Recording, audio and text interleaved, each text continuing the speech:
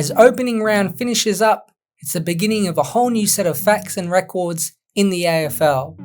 2025 has a bunch of significant milestones for teams, players and coaches, so here are a set of AFL facts that are ready to be broken during the 2025 home and away season.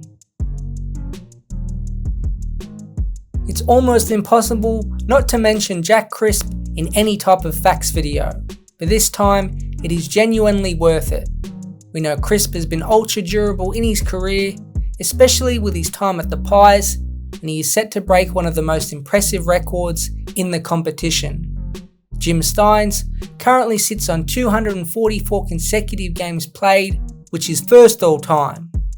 Crisp coming into 2025 sits on 237 consecutive games, and he needs 8 more to pass Stynes and become the new number 1. Now, because Collingwood play an opening round and have a bye at round 3, round 8 against Geelong on a Saturday night could be the game Crisp lines up in to reach 245 straight AFL appearances.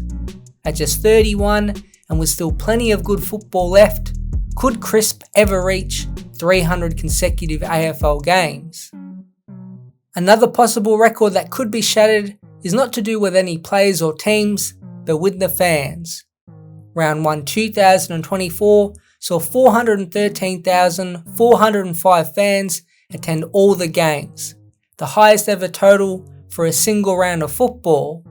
With some basic math and predictions, let's see if it's possible the games in this year's upcoming round 1 could break that total. Now, Thursday night we'll see Carlton vs Richmond. Last year 83,000 went, but because Richmond isn't as good and did get lower crowds in 2024, on a conservative side, let's say 70,000 people will attend. The Friday night sees Hawthorn and Essendon play, and with the Hawks hype paired with great Essendon performances in the pre-season, it's hard not to see around 85,000 attend. Geelong play Fremantle at GMHBA, which is always sold out, so add roughly another 30,000. Sydney host Brisbane, which should get around 35,000. The Bulldogs against North Melbourne roughly the same. And Collingwood vs Port Adelaide at the MCG last season got 65,000. But because it's the start of a new year, and with Collingwood going all in, why not bump that up to 75,000? So in total, if we add up all these games, it equals 330,000 people with the Sunday games left.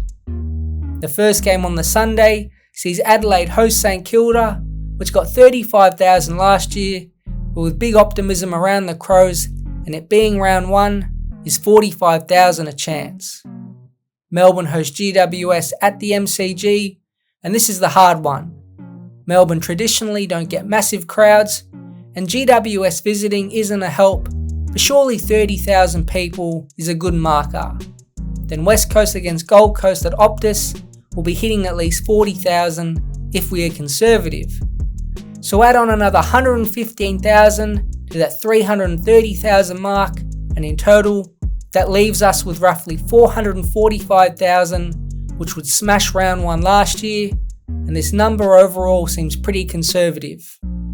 Right now, it's hard to not see the all-time attendance record being broken with great matchups throughout the first round of the season. As always, a bunch of players are set to reach significant game milestones this season. Geelong captain Patrick Dangerfield needs 13 more appearances in the hoops to reach 350 total AFL games.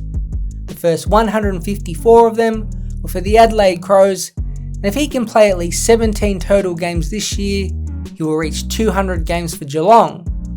His teammate in Mitch Duncan needs just 4 more games to get to the 300 mark, and despite no major individual accolades in his career, he has quietly been one of Geelong's greatest servants and has been ultra durable and consistent.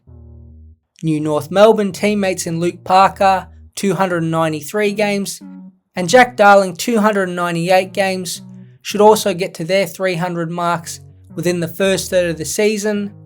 And the final real possible player to get to 350 is Steele Sidebottom. He enters 2025 on 331 games, and will have to wait deep into the season to get to that 350 mark. It's not the only games record Sidebottom is set to be a part of.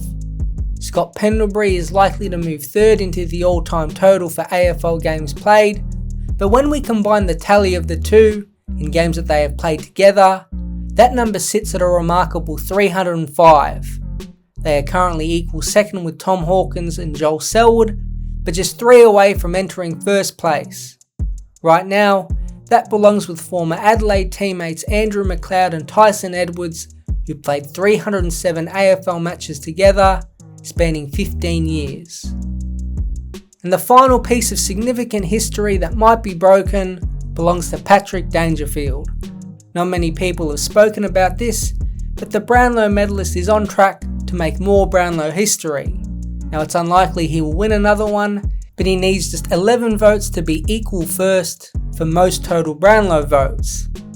Now this is only relevant to the current day voting system, which is the 3-2-1. Right now, his former teammate Gary Ablett Jr. is first, and he polled 262 votes in his career and an average of 0.79 per game. Dangerfield sits on 251, but did only poll 3 votes last year, albeit in 16 games. Right now it seems a 50-50 whether he can get to the 263 mark, but if he can, it will be another impressive accolade in an already stacked football CV.